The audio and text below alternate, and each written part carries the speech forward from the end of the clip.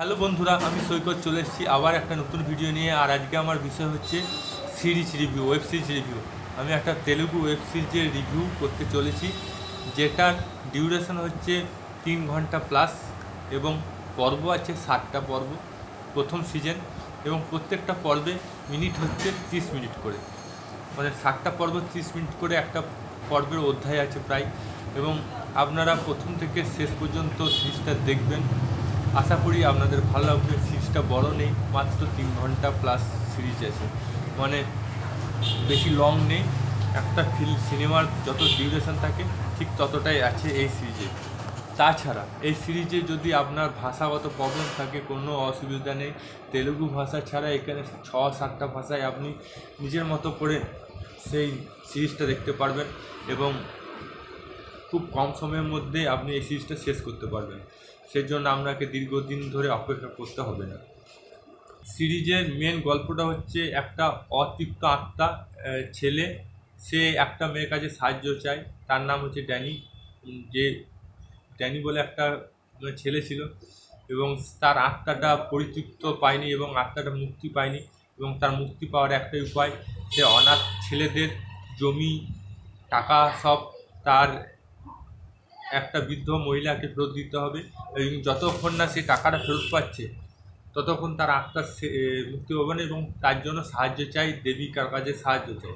এবং দেবিকা তাকে সাহায্য করতে পারে কি পারে না সেটা জানতে গেলে আপনাকে জিও হটস্টার ওটিটি প্ল্যাটফর্মে এই সিরিজটা দেখতে হবে। এবার চলে যায় পজিটিভ দিক। এই সিরিজে উপকারিতা সম্বন্ধে বেশি জোর দেওয়া হয়েছে। পরোপকারিতা এবং দয়া, মানুষের প্রতি আস্থা এবং মানবিকতা, এইসব দিকে খুব জোর দেওয়া হয়েছে সিরিজে, যেটা আমার খুব ভালো লেগেছে।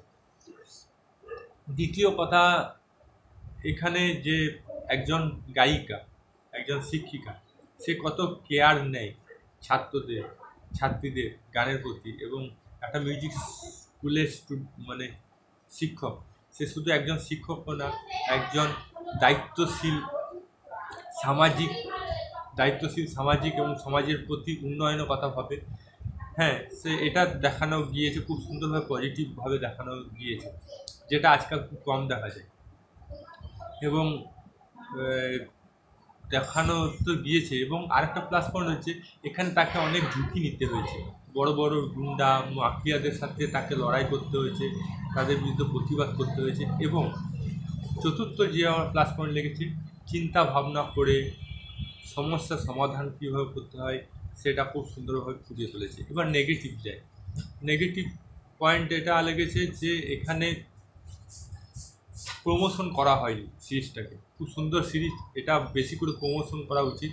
অনেকেই জানে না যে এই ওয়েব সিরিজটা এসছে জিও হটস্টারে। তো আমার মতে বলা হয় সব ভাষাতে প্রমোশন করা উচিত, তো প্রমোশন করা হয়নি, সেই জন্য অনেকে জানে না। এবং রেটিং খুব কম দিয়েছে, কিন্তু আমার মনে হয় এটা 4 রেটিং হওয়া উচিত। 5-এর মধ্যে 3.5 পেয়েছে, 3 পেয়েছে, কিন্তু আমার মনে হয় 3.5 বা 4 হওয়া উচিত রেটিংয়ে। সিরিজের রেটিংটা একটু বেশি হওয়া উচিত, আমি যেটা দেখলাম। বাস এইটুকুই ছিল আজকের আমার রিভিউ। আপনার মতামত কি সেটা কমেন্ট বক্সে লিখে জানান। যদি ভালো লাগে তো লাইক করুন, চ্যানেলটি তাহলে সাবস্ক্রাইব বাটনটি প্রেস করুন, ফেসবুকে থাকলে পেজটা ফলো করুন। আবার দেখা হবে নতুন কোনো ভিডিও নিয়ে। জয় হিন্দ, জয় ভারত, ভালো থাকুন, সুস্থ থাকুন।